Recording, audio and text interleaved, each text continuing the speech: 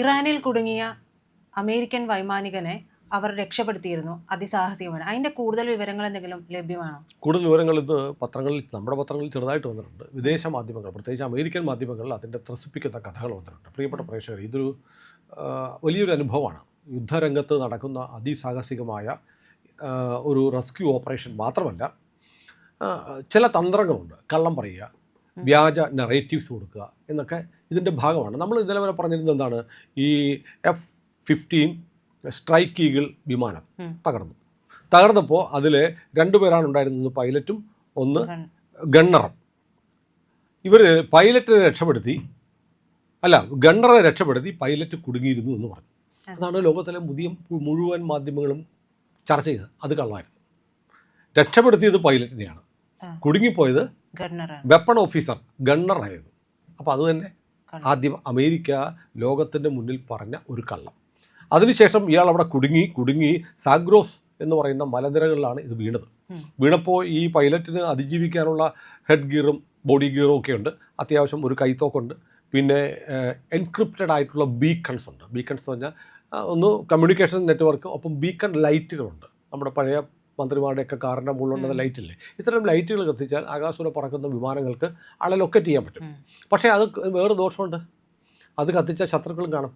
അപ്പോൾ ഇയാൾ സെഗ്രോസ് മലനിരകളിൽ വീണു എന്നുള്ളത് ഇറാൻ അറിഞ്ഞു. ഇറാൻ എന്ത് ചെയ്തു? ഇറാൻ്റെ വാർത്താ ഏജൻസി പറഞ്ഞു അവനെ ഞങ്ങൾക്ക് കിട്ടി എന്ന് പറഞ്ഞു. കാരണം ആ മല ഇവരങ്ങ് വളഞ്ഞു എന്ന് മാത്രമല്ല, അവിടുത്തെ ഗവർണർ ഇവരോട് ആവശ്യപ്പെട്ടു, ഇവനെ ജീവനോടെ അല്ലാതെ പിടിക്കാൻ ജനങ്ങളോട് ആവശ്യപ്പെട്ടു. അവിടുത്തെ ഗോത്ര വിഭാഗക്കാരും IRGCയും കൂടെ ഈ മല വളഞ്ഞു. അവരെ രക്ഷപ്പെടുത്താൻ ചെന്ന വിമാനങ്ങൾക്കും തിരിച്ചു പോരേണ്ടി വന്നു. ഇത്രയാണ് നമ്മൾ അറിഞ്ഞത്. ഇതിനിടയ്ക്ക് രാത്രിയായി, നേരം പുലരും മുമ്പ് ഇയാളെ പിടിച്ചില്ലെങ്കിൽ, രക്ഷപ്പെടുത്തിക്കൊണ്ട് പോയില്ലെങ്കിൽ സംഭവിക്കുന്നത് ഇയാളെ വെച്ചിട്ട് ഇറാൻ വലിയ തോതിൽ വിലപേശും. അത് അമേരിക്കയ്ക്ക് വലിയ ആഘാതമായിരിക്കും. ട്രംപിൻ്റെ ഇമേജ് വല്ലാതെ തകരും. അത് ഒഴിവാക്കാൻ വേണ്ടിയിട്ട് ലോകത്തിലെ തന്നെ ഏറ്റവും മികച്ച ഐതിഹാസികമായ ഒരു ഓപ്പറേഷനാണ് നടത്തിയത്. അതിനുവേണ്ടി ഇറങ്ങിയത് അമേരിക്കയുടെ സ്പെഷ്യൽ ഫോഴ്സായ സീൽ കമാൻഡോകളാണ്. സീൽ ടീം 6 കമാൻഡോകളാണ്. ഈ സീൽ ടീമിനെ കുറിച്ച് നമ്മൾ കേട്ടിട്ടുണ്ട്. അത് അബോട്ടാബാദ് എന്ന് പറയുന്ന സ്ഥലം കേട്ടിട്ടുണ്ട്, പാകിസ്ഥാനിലാണ്. ഈ അബോട്ടാബാദിലാണ് ലോകത്തിലെ ഏറ്റവും വലിയ ഭീകരനുണ്ടായിരുന്ന Osama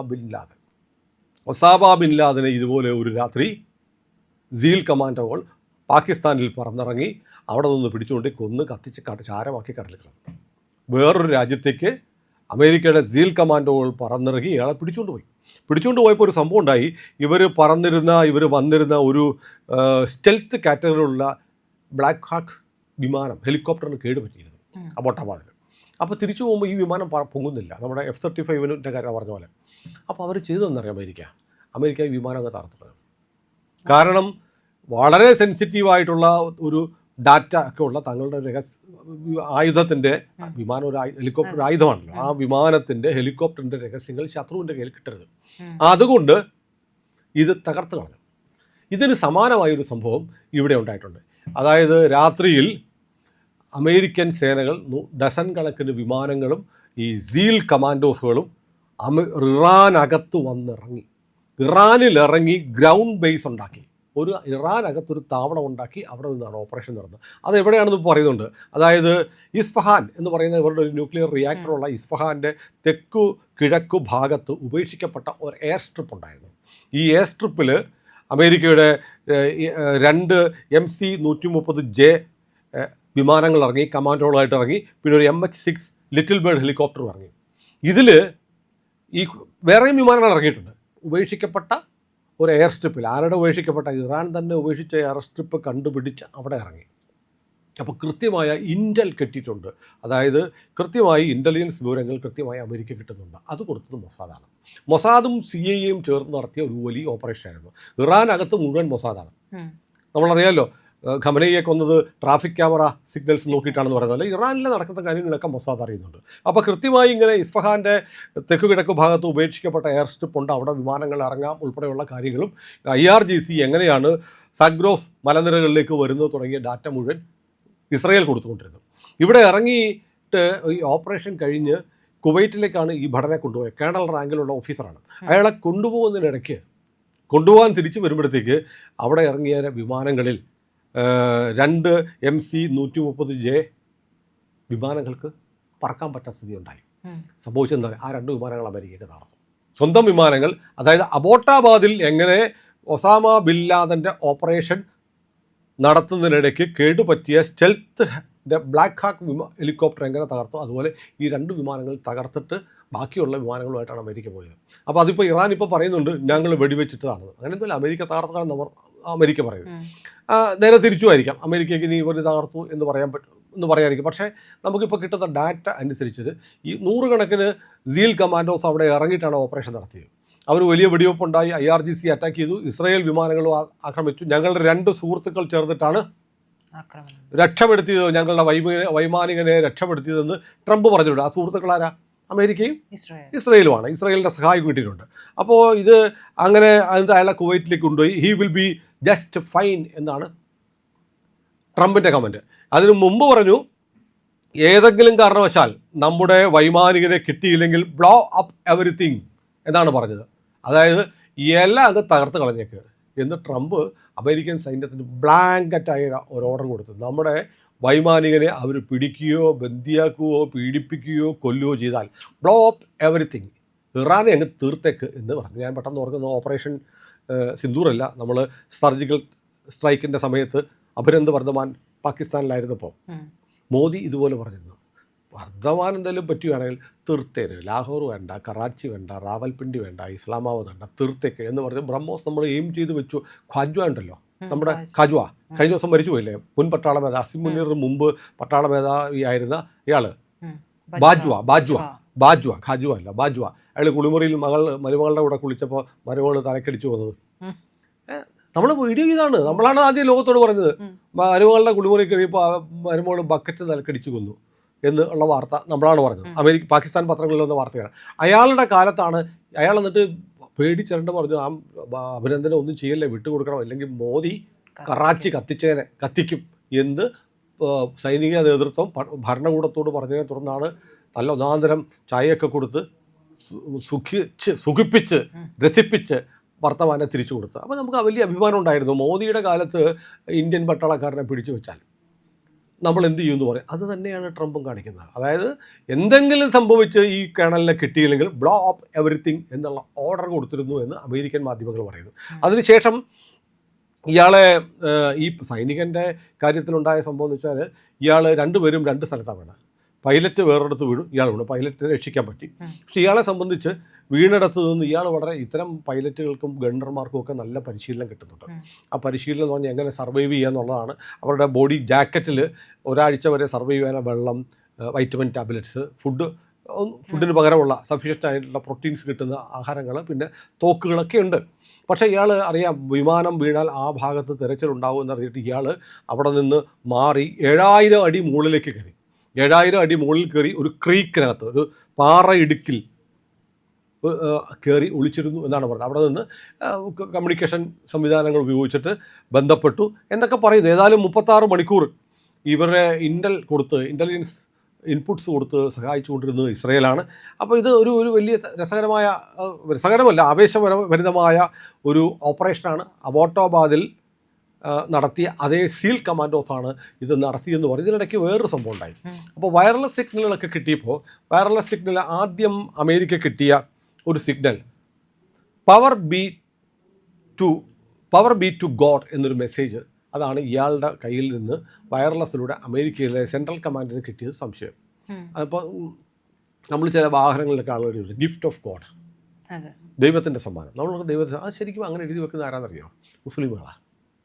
power to B God എന്നുള്ള ഒരു മെസ്സേജാണ് ഈ കേണലിൻ്റെ പക്കൽ നിന്ന് ആദ്യം അമേരിക്കൻ സംഘത്തിന് കിട്ടുന്നത്. ഇത് കിട്ടിയപ്പോൾ അവർക്ക് വലിയ കൺഫ്യൂഷനായി. പവർ ടു ബി ഗോഡ് എന്ന് പറഞ്ഞപ്പോഴത്തേക്ക് ആ വാക്കിനകത്തൊരു കുഴപ്പമുണ്ട്. കാരണം അതൊരു ഇസ്ലാമിക സംജയായിട്ട് അവർ റീഡ് ചെയ്തു. അപ്പോൾ അമേരിക്ക ആദ്യം കുഴപ്പത്തില്ലേ. കാരണം ഒന്ന് ഇയാളെ പിടിച്ചിട്ട് ഈ വയർലെസ് വഴി മെസ്സേജ് അയക്കുന്നത് പവർ ടു ബി ഗോഡ് എന്ന് അയച്ചത് ചിലപ്പോൾ ഇറാൻകാരാണോ എന്നൊരു സംശയം ഉണ്ടായി. രണ്ടാമത് വീണ്ടും അത് വളരെ ക്ലാരിറ്റി കുറഞ്ഞ ഒരു സന്ദേശമായിരുന്നു.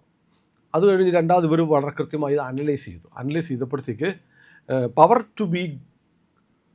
B to God, power to be അല്ല, പവർ ബി ടു ഗോഡ് എന്നാണ് പറഞ്ഞത്. അപ്പോൾ ഈ പവർ ബി ടു ഗോഡ് എന്നുള്ള കേട്ടത് വീണ്ടും അവർ അനലൈസ് ചെയ്തപ്പോൾ ഗോഡ് ഈസ് ഗുഡ് എന്ന് പറഞ്ഞതായിട്ട് അത് പിന്നീട് വേർതിരിച്ചെടുക്കാൻ പറ്റി. അപ്പോൾ ഗോഡ് ഈസ് ഗുഡ്, ദൈവം നന്മയാണ് എന്നൊക്കെ പറയുന്ന ഒരു ക്രിസ്തീയ വചനമാണ്. ദൈവം സ്നേഹമാണ്, ദൈവം നന്മയാണെന്നൊക്കെ പറഞ്ഞു. അപ്പം മറ്റത് കേട്ടപ്പോൾ ഇത് ഇയാൾ പിടിയിലായി, അല്ലെങ്കിൽ നമ്മളെ വഴിതെറ്റിക്കാൻ വേണ്ടിയിട്ട് ഇറാൻ അയക്കുന്ന ഒരു ഇസ്ലാമിക ബന്ധമുള്ള മെസ്സേജാണെന്ന് അയച്ചു എന്ന് പറയുന്നു. അപ്പം എന്നാലും ഇയാൾ ഈ പിടിച്ചിരിക്കുമ്പോഴത്തേക്ക് ഒരു സൈനികനെ ആപത്തിൽപ്പെട്ട് ശത്രുവിൻ്റെ പിടിയിൽപ്പെടും എന്നൊക്കെ ഇരിക്കുന്ന സമയത്ത് ഒരാൾ ഗോഡ് ഈസ് ഗുഡ് എന്നൊക്കെയാണോ തൻ്റെ മാതൃരാജ്യത്തിലേക്ക് മെസ്സേജ് അയക്കുന്ന ഒരു സംശയം അപ്പോഴും ബാക്കിയുണ്ടായി. അപ്പോൾ ഇയാളുടെ റെക്കോർഡ് എടുത്ത് പരിശോധിച്ചപ്പോഴത്തേക്ക് ബാക്കിയുള്ളവർ പറഞ്ഞു ഇയാൾ ഭയങ്കര റിലീജിയസ് ആയ ഒരാളാണ്, ഭയങ്കര ക്രിസ്തുമത വിശ്വാസിയായ, അത്ര തീവ്രമായ ക്രൈസ്തവ വിശ്വാസമുള്ള ഒരാളാണ്. അതുകൊണ്ടാണ് ദൈവം നന്മയാണ്, ദൈവം നന്മയാണ്, ഇവാഞ്ചലിസ്റ്റ് ആയിരിക്കും. ആ സമയത്ത് പുള്ളി ഇങ്ങനെ ദൈവത്തെ പ്രാർത്ഥിക്കുക തെറ്റൊന്നുമില്ല. കാരണം ഒരു ആപത്ത് വരുമ്പോൾ രാമരാമ അല്ലെങ്കിൽ നാരായണ എന്ന് വിളിക്കുന്ന പോലെ ഗോഡ് ഈസ് ഗുഡ് എന്നിയാൾ, അതാണ് അയാൾ ആദ്യം അയക്കുന്ന 3 വാചകങ്ങളുള്ള മെസ്സേജ് എന്നുള്ള അമേരിക്കൻ പത്രങ്ങൾ പറയുന്നുണ്ട്. ഏതായാലും വളരെ നേവിയിലെ സീൽ ടീം 6 ഒരിക്കൽ കൂടി ഒരു ഓപ്പറേഷൻ വിജയിച്ചിരിക്കുന്നു എന്ന് അമേരിക്കയെ അഭിമാനകരമാണ്. നമ്മൾ ആലോചിക്കണം. കാരണം അവിടെ ഈ വൈമാനികൻ വീണ് കിടക്കുന്നു, IRGCയുടെ ഭടന്മാർ മലമുറ്റം മുഴുവൻ വളയുന്നു, അത് ചുറ്റുമടുത്ത നാട്ടുകാരും ഗോത്രവർഗ്ഗക്കാരും വരുന്നു. അവിടെ വന്നിട്ട് അമേരിക്കൻ ഭടന്മാർ 100 കണക്കിന് പേര് ഇറങ്ങുന്നു. വേറൊരു രാജ്യത്താണ്. അവിടെ ഇറങ്ങി തെരച്ചിൽ നടത്തി ഇയാളെ പിടിച്ച് ഇയാളെ വളരെ സേഫായിട്ട് ഇവാക്വേറ്റ് ചെയ്ത് തിരിച്ച് കുവൈറ്റിലേക്ക് കൊണ്ടുപോകുന്നു. അപ്പോൾ നമ്മൾ നോക്കുന്ന അത്ര നിസ്സാരമായൊരു ഓപ്പറേഷൻ, അതീവ സങ്കീർണമായൊരു ഓപ്പറേഷനാണ് ഒന്ന്.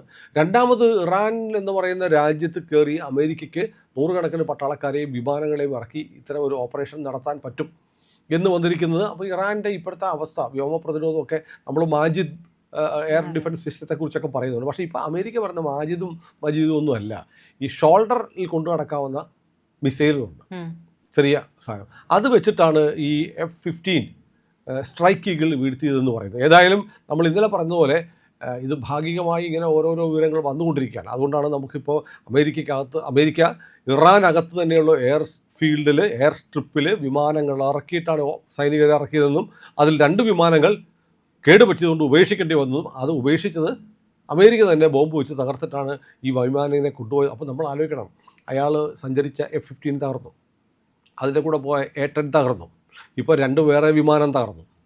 അപ്പോൾ എത്രായിരം കോടി രൂപയാണ് നഷ്ടപ്പെട്ടത്. അപ്പോൾ ചിലർ ഇത്രയായിരം കോടി രൂപയുടെ വിമാനമൊക്കെ നഷ്ടപ്പെട്ടിട്ടും ഒരു പൈലറ്റിനെ കിട്ടിയാൽ വലിയ കാര്യമാണോ എന്ന് ചോദിക്കുന്നവരുണ്ട്. ഉണ്ട് അല്ലേ? ഇത്രയും ആയിരക്കണക്കിന് കോടി നഷ്ടപ്പെട്ടിട്ട് ഒരു പൈലറ്റ് രക്ഷിച്ചു. അപ്പോൾ ഒരു ജീവൻ്റെ വില എന്ന് പറയുന്നത് മാറ്റിവെക്കുക. പക്ഷേ വിമാനം ഉണ്ടാക്കാം, പക്ഷേ ട്രെയിൻഡ് ആയിട്ടുള്ള സ്കിൽഡ് ആയിട്ടുള്ള ഒരു പൈലറ്റിനെ ഉണ്ടാക്കിയെടുക്കുക എന്ന് പറഞ്ഞാൽ ചിലപ്പോൾ അസാധ്യമാണ്. എത്ര വർഷം വേണ്ടി വരും, എത്ര മണിക്കൂർ പറന്നിട്ടുണ്ടാവും, എത്ര മണിക്കൂർ കോമ്പാറ്റ് ആക്ടിവിറ്റിയിൽ പങ്കെടുത്തിട്ടുണ്ടായിരിക്കും. അങ്ങനെ ഒരു പൈലറ്റിന് ആയിരക്കണക്കിന് കോടി വിലയുള്ള വിമാനത്തെക്കാളും വിലയുണ്ട്. ഇതാണ് ഇതിനകത്ത് ലോജിക്ക്. നമ്മുടെ ഇന്നലെ ചെയ്ത വീഡിയോയുടെ താഴെയൊക്കെ പിന്നെ അമേരിക്ക എത്ര ആയിരം കോടി രൂപയുടെ വിമാനം പോയിട്ട് ഒരു പൈലറ്റിനെ കിട്ടിയതുമായിട്ട് കാര്യമുണ്ടോ? അങ്ങനെയല്ല. വിമാനങ്ങൾ വാങ്ങാം, പൈസ കൊടുത്താൽ റെഡിമെയ്ഡ് മേടിക്കാം. ഒരു പൈലറ്റ് വാർഫ് എക്സ്പീരിയൻസ് ഉള്ളൊരു ഫൈറ്റർ പൈലറ്റിനെ ഉണ്ടാക്കിയെടുക്കുന്ന എത്ര വർഷം കൊണ്ടാണ്? അപ്പോൾ വിമാനങ്ങളെക്കാൾ എത്രയോ മടങ്ങ് വിലയുള്ള കോടികളുടെ മൂല്യമുള്ള ഒരാളാണ് പൈലറ്റ്. അത് ലോകത്തിലെ എല്ലാ സൈന്യവും അങ്ങനെ കരുതുന്നു, നമ്മളും അങ്ങനെ കരുതുന്നു, അമേരിക്കയും അങ്ങനെ കരുതുന്നു.